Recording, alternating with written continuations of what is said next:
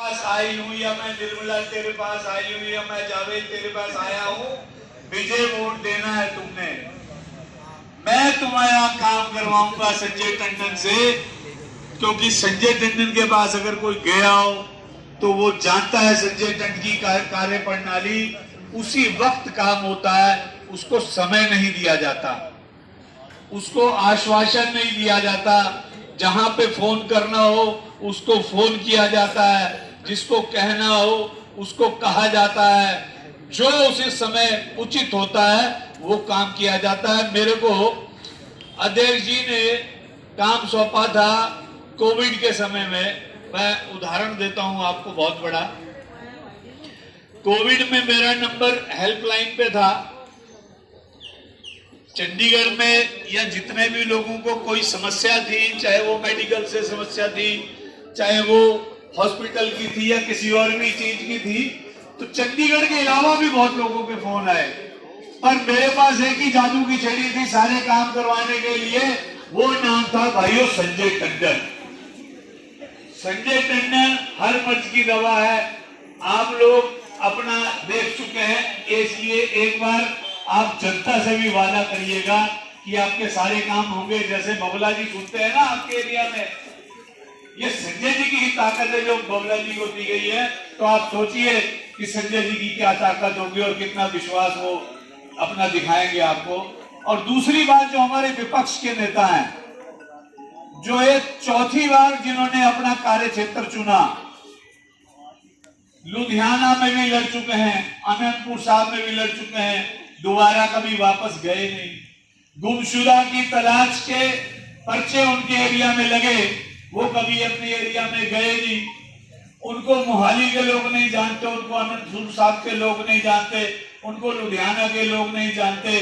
पर संजय टंडन को लोग मोहाली में भी जानते हैं, अनंतपुर साहब में भी लोग जानते हैं और लुधियाना में भी लोग जानते हैं।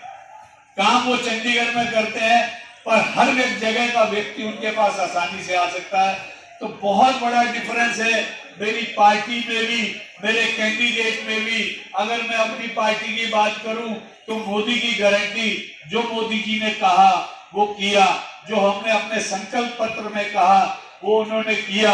चाहे वो 370 का वादा हो या और भी वादे हो। किसी ने जब बात चली थी शौचालय की, कोई मोदी जी ने कहा है कि शौचालय बनाएंगे, कांग्रेस के लोग बड़े नेता बड़ा हंसते थे उस विषय पे। पर मेरी माताएं बहनें बैठी हैं, मैं भी गांव की परिपाटी से आता हूं। हमारे गांव में शौचालय नहीं होते थे, बड़ी समस्या हो जाती थी। महिलाओं को अंधेरे में खेतों में जाना पड़ता था, पुरुषों को कई चीजें झेलनी पड़ती थी, बड़ा आत्मग्लानि होती थी। सरकार ने 70 साल की सरकारों ने कभी इस विषय पर नहीं सोचा। 70 साल जो सरकारें रह गई, उन्होंने कभी यह नहीं सोचा कि गरीब की चिंता करनी है, गरीब की इज्जत की चिंता करनी, गरीब की बहू बेटी की चिंता करनी, गरीब के परिवार की चिंता करनी। ये सोचना पड़ा तो हमारी सरकार नरेंद्र मोदी जी जब आए तो जेब से पैसा देके करवाया। गरीब को छत मिले, ये चिंता नरेंद्र मोदी ने की।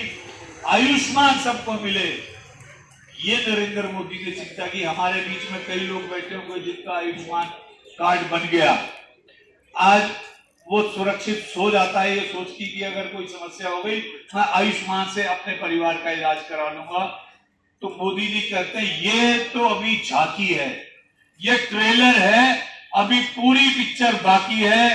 तो भाइयों बहनों, चंडीगढ़ से हमारे संजय टंडन को इतना मजबूत करना कि 400 जो सीट आने वाली है उसमें से एक सीट चंडीगढ़ की हो। भाई जितेंद्र पाल मल्होत्रा जी के नेतृत्व में वो सीट चंडीगढ़ की होगी, वो नेता हमारा संजय टंडन होगा। तो आपके भी काम होंगे और देश के भी काम होंगे। जय हिंद, जय भारत, जय चंडीगढ़।